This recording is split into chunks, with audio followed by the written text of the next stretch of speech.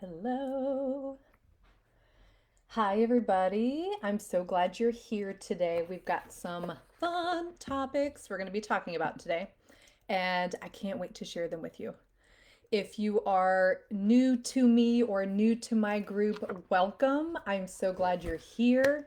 My name is women and supermom clients who are ready to reclaim their time, set boundaries, and really prioritize their needs so they can pursue their dreams and end generational cycles of self-sacrifice and people-pleasing ways. So, we've got a juicy topic today, and it really ties into the confidence piece. And that is really trusting yourself to make decisions, trusting yourself to feel good about the decisions you are making and eliminate all of the second guessing that may pop up when you're confronted with making decisions. So I'm curious if this is something that you're like, I'm ready to dive in. Um, it's a topic that comes up a lot with my clients, and so I thought it'd be really fun to kind of just go a little bit deeper today. And as per usual, I have my all my notes, and so I always come over prepared because that's just my style, and that's okay. I own it and I claim it. So, why is it important to, never second guess ourselves? And I just first want to normalize that like second guessing is totally normal. Like it's a very human thing. And so if you do second guess your decision making, don't beat yourself up. However, there are ways to minimize it, right? And so the reason why this is important is because when we start second guessing ourselves, when we start listening and giving energy to self doubt, what we're doing is we're giving space and energy towards overthinking, towards self sabotaging behaviors, things like procrastinating, things like unmotivation, things like drama, things like avoidance, right? So these are all self sabotaging behaviors. And these little pop ups are driving me crazy. Sorry.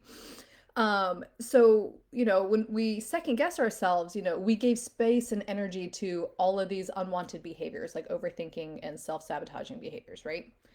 Um, so the inverse of that is when we come to our decision making from our most confident selves, what we're doing is we're shortening the timeline between the activation of an idea or thought and expected results and outcomes.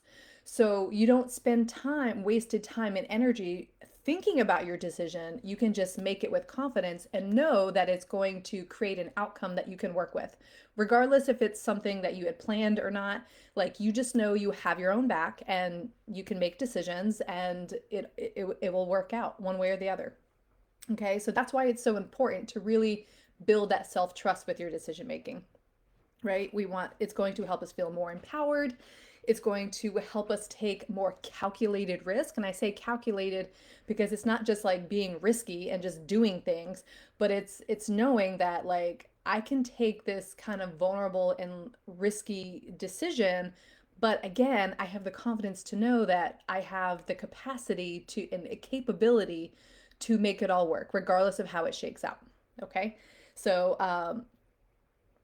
hopefully that sounds like something that we're all interested in.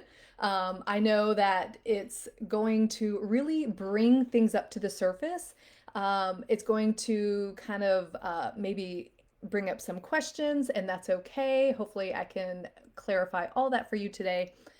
But, this is the right room for you. This is the right conversation to be listening. And I'm glad you're here if you have found me. You are in the right place if you routinely overthink your decisions, right? If you can't just take a second and feel grounded and make it, but it's constantly going over in your head. If decisions keep you up at night, if you're constantly outsourcing other people, what would they do, right? If you just want to kind of deal with things and move forward and release the anxiety attached to it, then you're in the right place. You're going to get a lot of value out of this conversation today. If you identify as a people pleaser, I am one of those people. I am a recovering people pleaser. I'm still working on a few aspects of that. Okay. And you want to make decisions from your own heart as opposed to emotionally managing other people and making sure they're good before you feel like you can make an empowered decision. Okay. So if you identify with that, this is the right conversation for you today. If you believe that courage and confidence doesn't always have to be a roar, that you believe that it can be a lot more subtle and nuanced, then this conversation is perfect for you today. If you want to increase your confidence in decision making prowess, so you can deepen your own self love. And that's really everything I talk about is through the lens of self love. I am a self love activator. So part of that is trusting yourself, right? So if you are looking to increase your confidence in your decision making through the lens of self love, then you're in the right room today. All right. So if you can relate to that, lean in, my friend. We're coming in. We're coming in. And so I just want to recognize that, if you're listening to me speak and you're like, oh my God, how does she know? How is she in my head? For one, I've been on that journey too, right? There's a reason why I do what I do and serve the people that I serve is because I've personally experienced overthinking, self-sabotaging, not trusting myself to make easy decisions or hard decisions, right? Or I've made decisions and then I did like so much research just to confirm and validate the decision I already made. And this is exactly what I help my people with. So if you're listening, then you're in the right room, okay? And so let's talk about two of the very common things that I see with people who try to work this for themselves, right? So maybe they know that they overthink. Maybe they know that there is some self-doubt in there. And so the first thing that I see a lot is, I mentioned this a little bit earlier, is crowdsourcing. So I see this a lot when people post on socials like, if you had a week to go on vacation for spring break, where would you go? What's the best vacuum out there? Should I apply for this leadership role or not? You just start crowdsourcing. You start asking everybody else their opinion before you actually tune in to what you actually want. Okay. And so the problem with this is that when we do this continuously, or this becomes our default pattern, what we're doing really is we're giving the power and authority for other people to dictate how we live our lives. And we let them create the foundation for which we live and interact with the world, right? If we're only going by the opinions of other people, then, we're living in their world. And, if that feels good for you, great.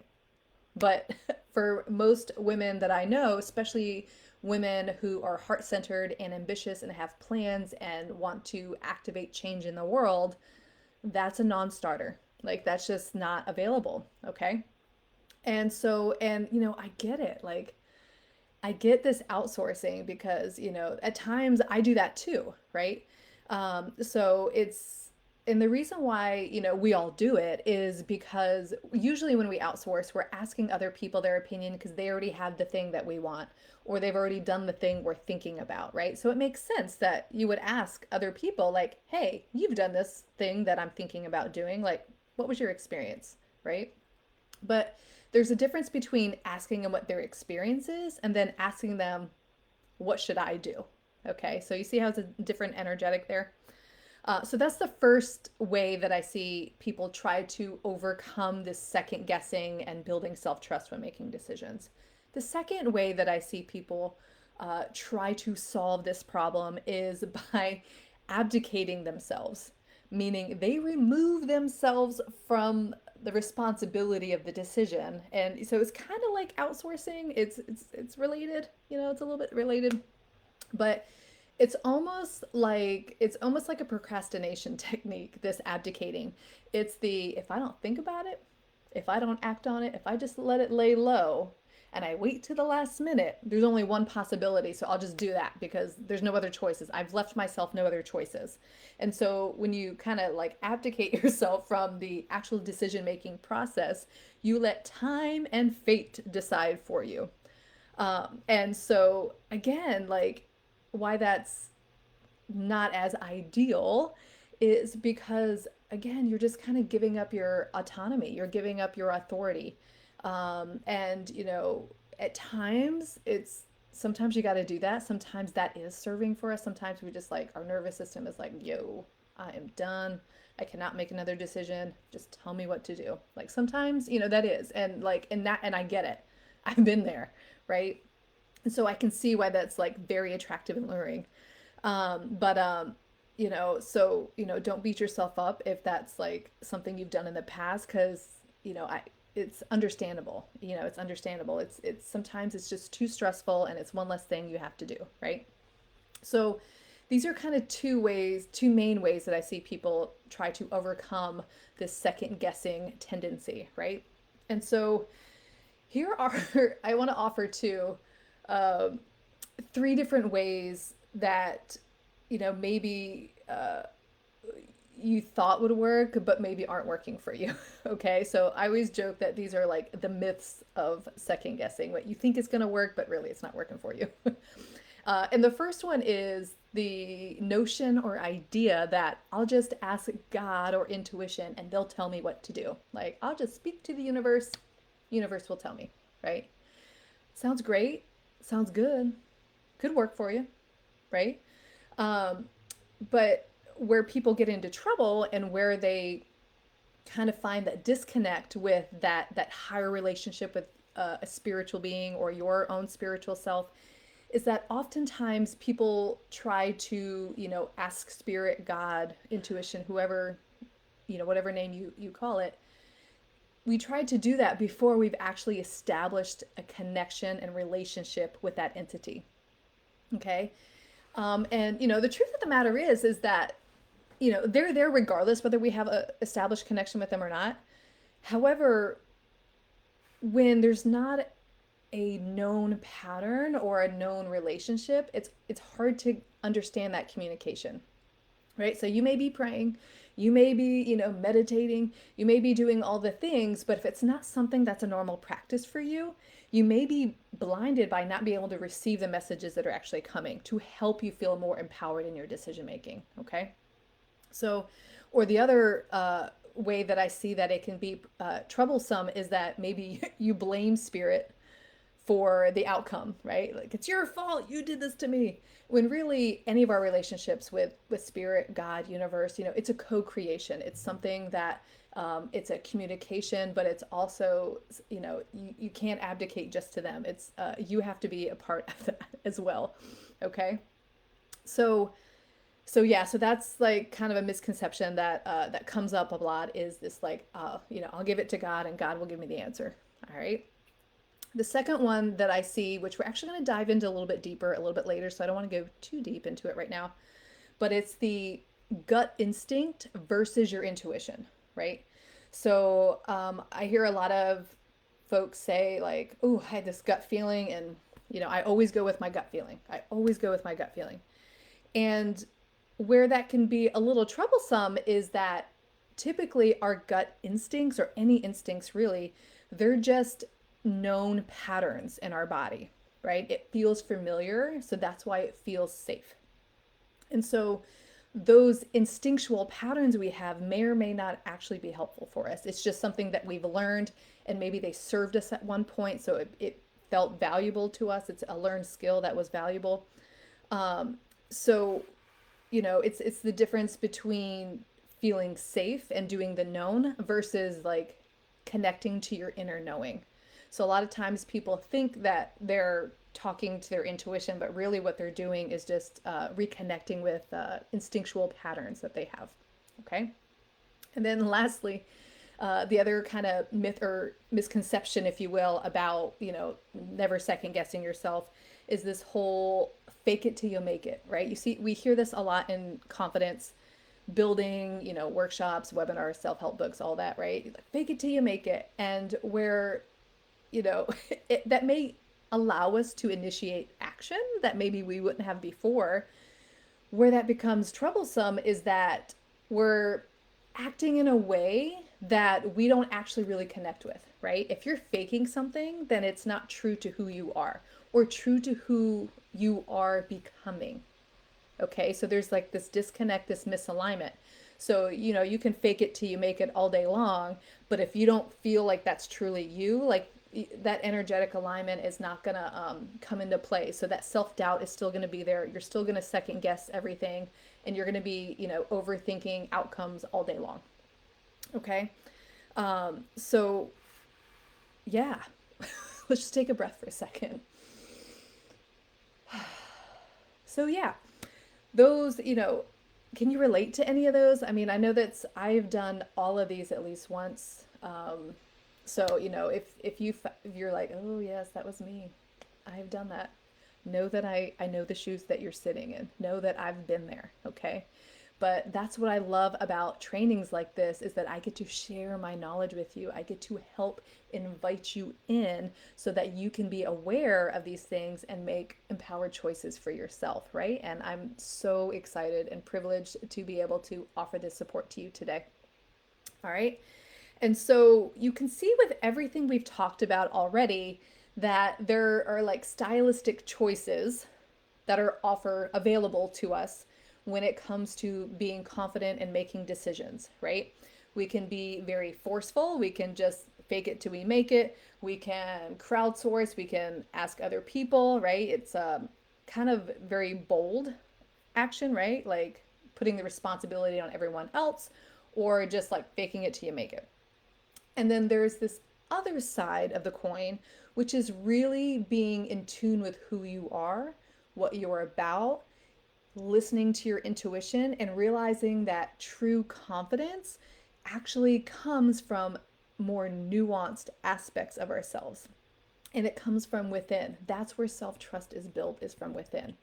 So, what I want to offer you today is ways to build confidence and self trust from a place of self love from within, right? It's kind of using your own autonomy, using your own power within to build that self trust and so that you won't be second guessing yourself, right? It's a less pressured way of making decisions. It doesn't, because to gain confidence, what's needed prior to confidence is courage, right? And that's a feeling, is having the courage. And when we can, really nurture that, that's what's going to activate our action in ways that feel good to us. So that's what's going to allow us to make decisions quicker, with more confidence and with ease. And then it's just going to fast track and again, close the gap between our decision and our outcome and results.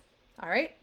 So before we get into the 3 ways to stop second guessing yourself, let's just quickly do a little state change of our body. So let's take a deep breath together. We're preparing for the activation here, so that's what we're doing. And then I want you to just kind of tense every muscle in your body really quick. Just like tense your face, shoulders, flex your muscles, and then fully release all that. And then take another deep breath. And then relax. Okay. So now what we've just done is we've kind of cleared our thoughts and grounded ourselves, and now we're ready to receive.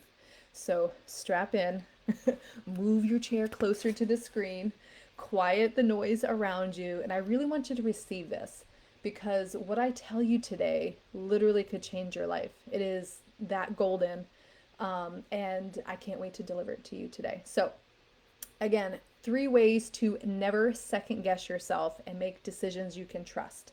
So our first way that we can do that is to resist over and undervaluing any trait that we have about ourselves. Okay. So I say this because I feel like we're in the era of everything is epic. Everything is like this extreme way of living, right? Like nothing can just be good. It has to be awesome, great. It just, it can't be bad. It has to be the worst thing ever, right? So we kind of live in this polarizing language of feeling. And so because of that, or maybe it just attributes to it, we often exaggerate or undervalue some of the traits that we have ourselves. Okay. And so, but in reality, we all have a range of things. And so when we undervalue our traits, what we're doing is we're really creating pressure for ourselves to deliver, right? When we undervalue, we're creating really high standards, like that maybe can get met or not met. And then it kind of leads to feelings of inadequacy and not enoughness, right? I'll give you an example of this in just a minute, but so that's the undervalue. When we undervalue our traits, we create pressure, we create high standards, we bring in feelings of shame, not enough, worthiness piece. Okay. When we overvalue our traits, or we start believing things like I'm too much, people cannot handle me. And so we start shrinking ourselves down, making ourselves smaller, and really it's making ourselves more palatable to other people. Um, and so you really are not really living into the richness of the traits that you either naturally possess or have worked really fucking hard to achieve. And so here's an example of that. So, let's use the trait of being an organized person. So maybe you identify as being an organized person. I'm like 50-50.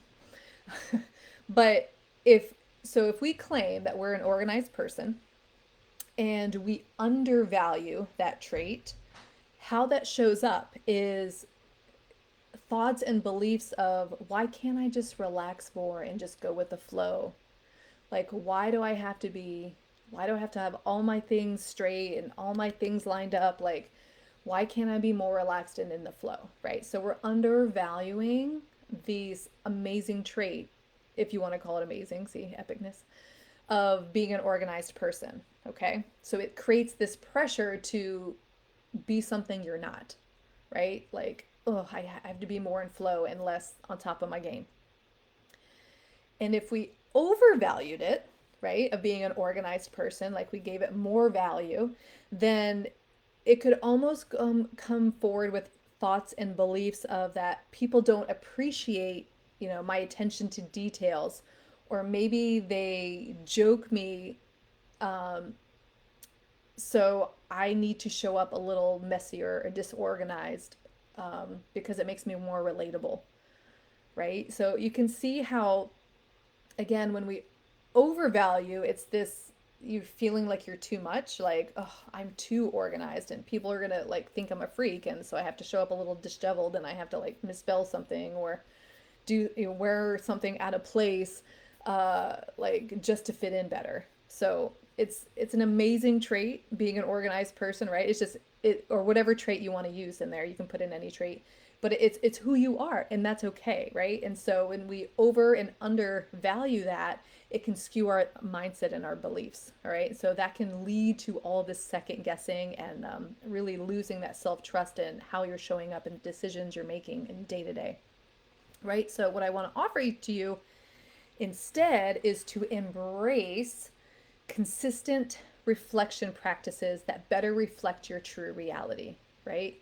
So this under and overvaluing of our traits lead to false belief sets, uh, false mindsets. And so really we want to create consistent reflection practices, because that really um, aligns everything. That grounds us into our reality, and it gives us a more clear picture of who we actually are and how we're actually showing up. Like it's almost like questioning your belief systems. Like, is this really true? Okay. So things to help with that are like journal practices, meditation, prayer, uh, talking with a mentor or coach or even a therapist, something that feels like a independent third party that can reflect back to you or mirror back to you like what you're saying, so you can kind of, think about like, is this really what I want? Is this really what I want to be projecting? Or is this really true? Right. And so this helps you prevent you from comparing yourself to other people, right? It's all about comparing yourself to yourself. All right. And then, if you find that it becomes like like it's like super chronic or it's like debilitating, then I highly suggest talking to a licensed professional. They have the skill sets to help you navigate through that. And, when you create these consistent reflection practices, what you're really doing is you're arriving as yourself, right? You're not selling yourself short because you are arriving as you are and embracing that. And how beautiful is that? Mm, so beautiful. So beautiful. All right. So that's our first way we can stop, never second guess ourselves. Let's move into our second way. And that's going to be to check your surroundings and remove yourself from energetic vampires. Like people who just suck the energy and life out of you. People around you that you spend more energy managing them before you can even think about what's happening in your world, right? So, I see this come up a lot when, and it's very natural, like, again, for us to like ask our beloveds, like, hey, I'm thinking about doing this thing, or I'm thinking about a choice, like, what do you think? When you are surrounded by energetic vampires, or you don't even need to be surrounded by them, even just one will do havoc if sometimes, um, they'll start questioning you, but it's more, the questionings have more of a tone of judgment rather than curiosity, right? And so when you have these energetic vampires around you, you feel like you're almost like you feel like you have to prove yourself or prove why you're making a decision, right? So not only is it just tiresome and waste energy, but like it's exhausting. Like it's just exhausting. And it's going to have you second guessing yourself because you hear the thoughts and fears of this energetic vampire, and you're not listening to your own inner knowing. You're not listening to your own intuition about what best serves you. Okay. Um, and so, I see this a lot with people pleasers. Like, again, I'm a recovering people pleaser, and it's like one of my default habits is to kind of assess people around me before I take action. It's something that I've, been learning my whole life how to undo, unbecome that person. But I want to offer this to you. So if you are a people pleaser, we somehow attract energetic vampires. Like they're they like see us like a moth to a flame. They're like, ooh, let me dump on this person. And so, it's about assessing, whose energy are you allowing your presence to be in? When you're around these people, it's going to make any decision you make so much harder because they're going to be like this like light over here that's going to be telling you like what to do, and it's really their fear. It's not necessarily what you feel inside. Yeah. Oh, Laura's watching. Hi, Laura. I feel that way a lot. Yeah, yeah, right? Like they just find us. They just find us. I'm glad that resonates with you. Good. Yeah. And so, what I want to offer as support in helping remove yourself from being in the presence of energetic vampires is to really embrace finding a tribe that activates your greatness. Like people and communities who see you for who you are, celebrate you. They do not judge you, right? They celebrate your wins. They help you when shit gets low, right? They hold space for you and they don't make it about them, right? These are unicorns, right? Find them, right? They are out there, and the more genuine you are, it's kind of funny. Like you'll find each other actually. I feel like authentic people find other authentic people. It's like you can smell it. You can smell it in the air. And it's finding people who respect boundaries and they respect your boundaries, right? And they have them for themselves. It's people who, again, don't try to fix you. They don't try to offer their solutions because it makes themselves happier. They literally just hold space for you. It's people who are willing to be uncomfortable, not take things personally. It's people who, again, show up anyway because they care about your successes as much as you do. All right. So, really embracing finding a tribe that celebrates and activates your greatness, being around people who make you want to show up more authentically, being around people who want to inspire you to be the best version of yourselves. This is the goal. Okay. And if you are thinking to yourself like, I don't know if I really have anybody in my life right now, I want to just quickly invite you to my private Facebook group, my Self-Care Society for Ambitious Women, because that group is full of women just like this that I just described, who are respect boundaries, who hold space, who are encouragers. So if you don't have anybody in your life, I just want to invite you to join that group and come on in. We will be that space for you. All right. All right. So now we're moving to the third and final way where we can really stop second guessing ourselves and trust our decisions, right? And that's all about prioritizing your intuition and questioning your instincts. So I talked about this a little bit earlier about, the differentiation, is that a word, differentiate? The difference between intuition and instincts, right? Our intuition is our inner knowing. It is our own voice, our highest self's voice, the voice of God, the voice of the universe, okay? And so that communication is, a direct link between, your earthly self and your celestial self, okay? So that's like direct knowledge, inner knowing, right?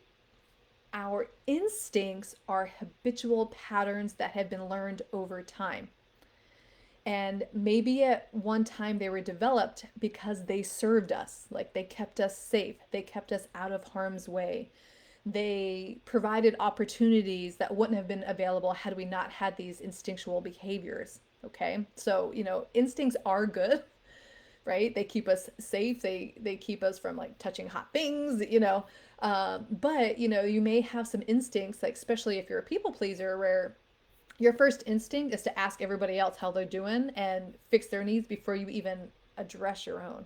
Or, it's kind of like putting everyone's thing on before you put your own oxygen mask on a plane, right? Like if your instinct is to check in with everyone else first, that may or may not serve you right now. It may have served you in the past, but it may not serve you right now.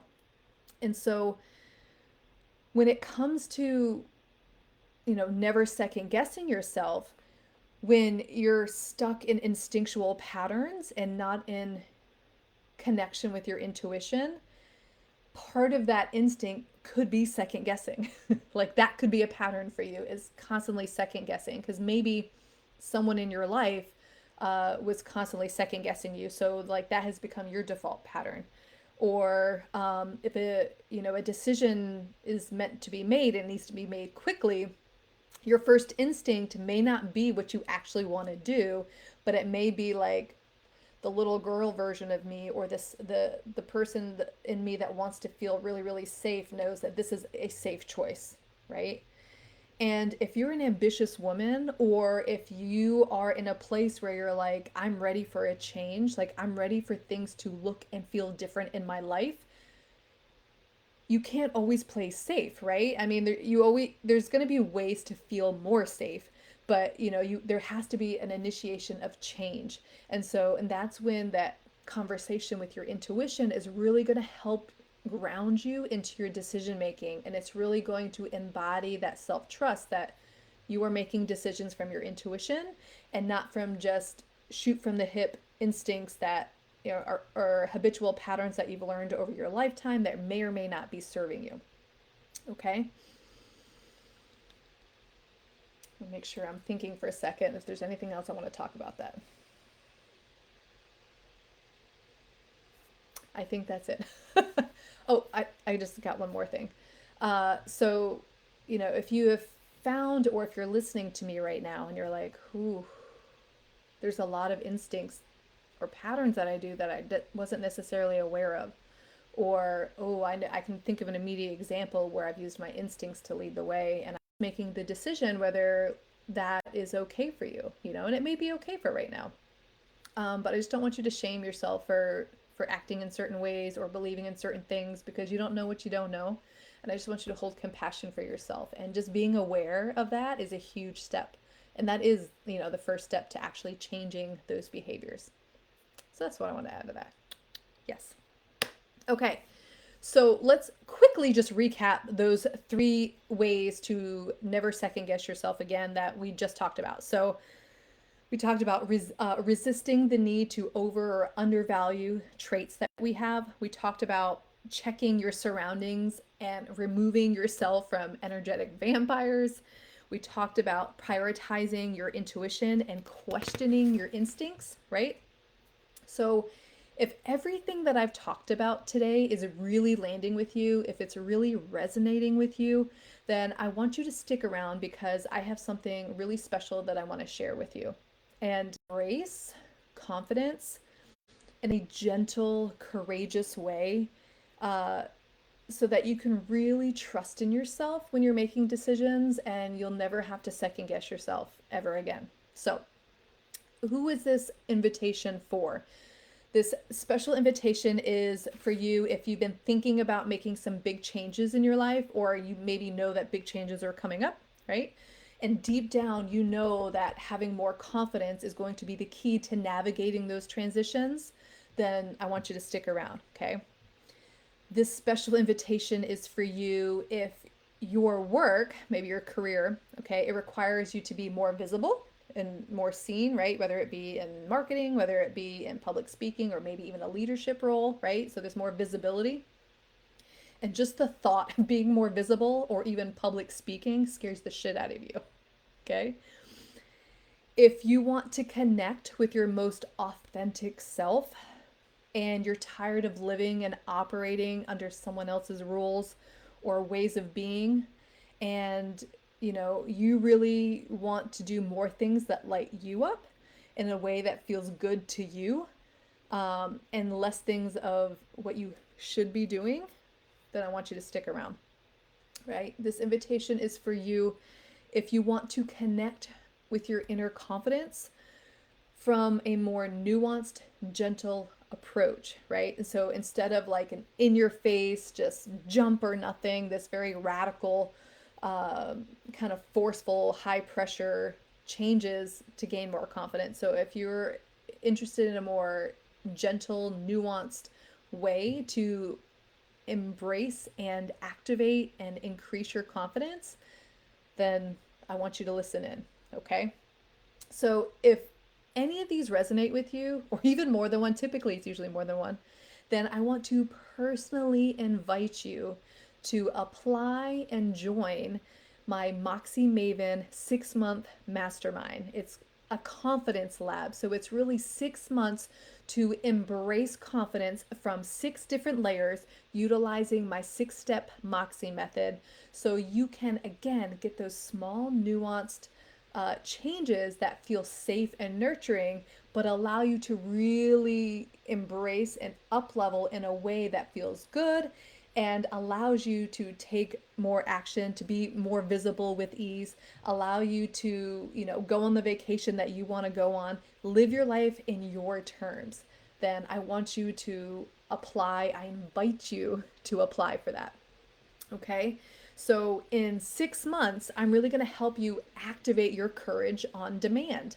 Because that's the thing about confidence. A lot of times we only build our confidence from experience. And usually we have to like do the thing, like we have to jump in and hope it works out. And then if it does work out, we gain a little confidence like, ooh, I can repeat that. However, I don't want you to have to wait until you're in a high stakes environment or an experience before you gain the courage and confidence. Okay. There's ways to build it and a skill set. It's ways to build the skill set in a way that will activate your confidence before you're forced into a situation to make or break. Okay.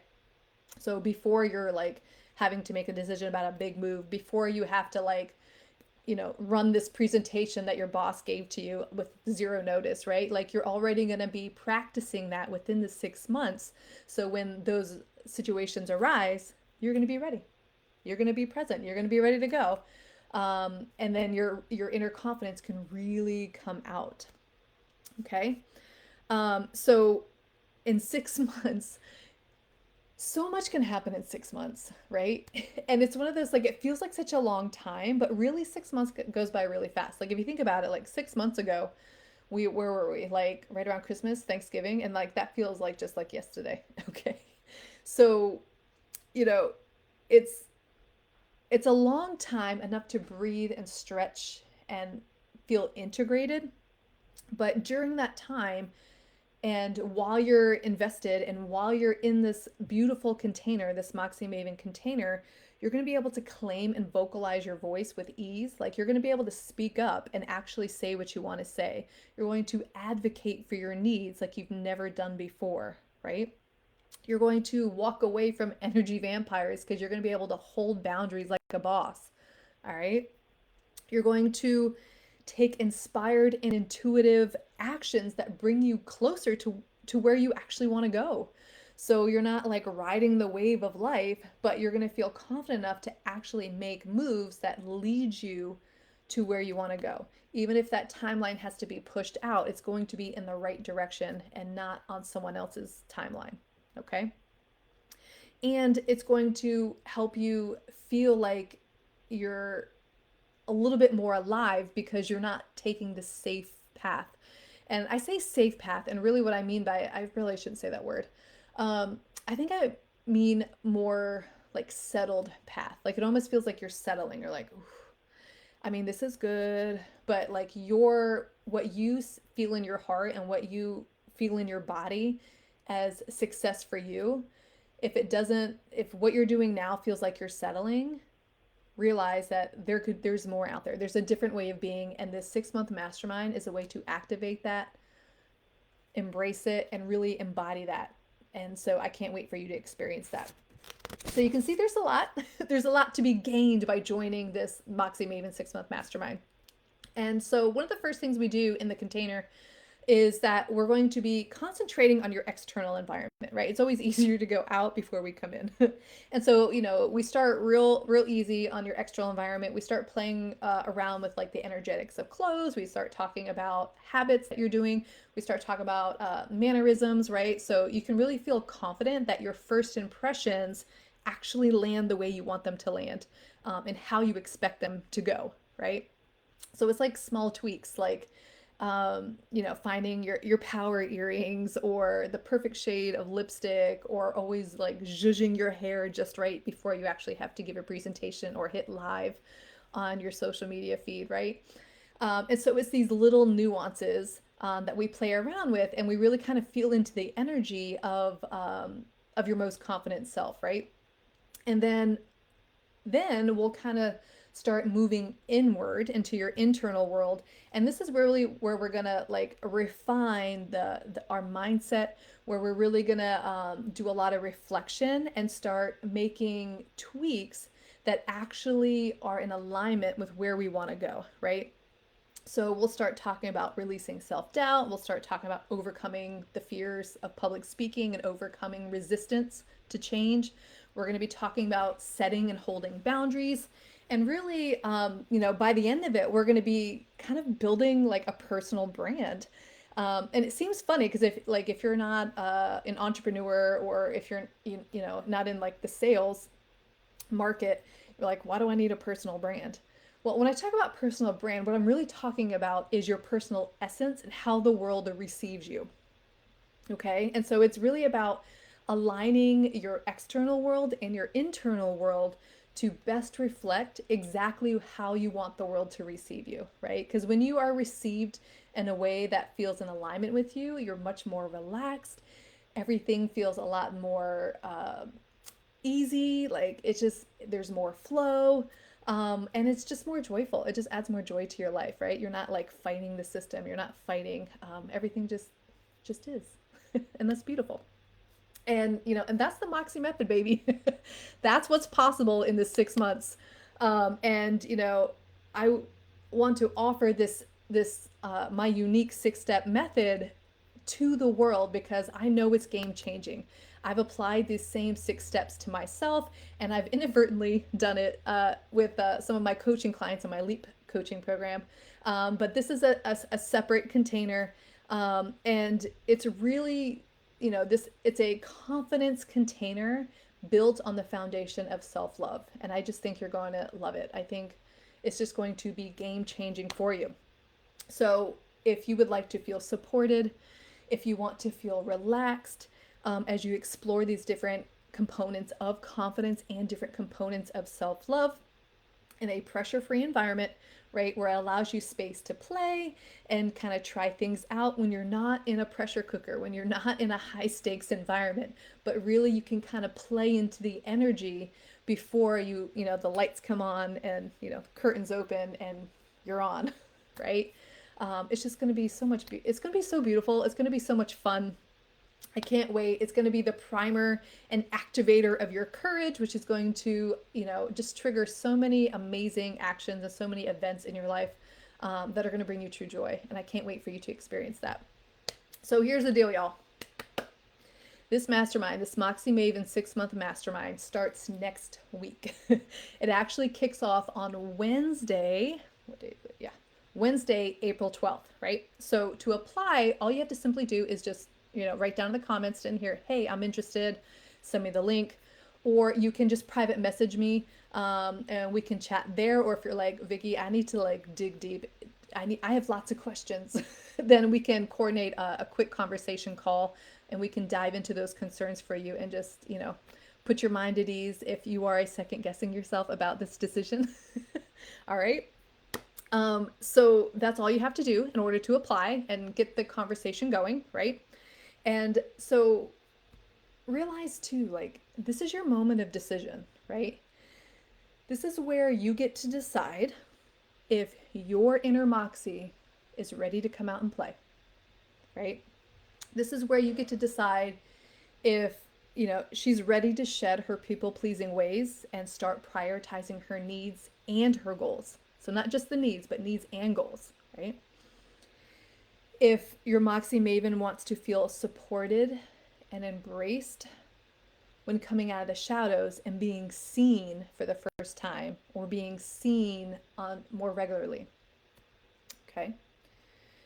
If she has a voice that is ready to be heard and feeling fulfilled as she's sharing her gifts, okay? If your inner Moxie Maven is ready to know that being loud and forceful is not the only way of operating in this world, and that there are more nuanced, more just as impactful ways of operating. This is your decision. Is it time for your inner Moxie Maven to come out? Just let that sink on, just sitting on your body for a second and listen to the sensations, feel the sensations, right? If you immediately just got like goosebumps, if you immediately felt calm, if you immediately like got excited, then that's your intuition telling you you need to apply. That's your intuition, your inner Moxie Maven dying to come out. And I can't wait to meet her. I can't wait to hold hands with her. I can't wait to work with you to help bring her up and out and just be present in all things and be present in you.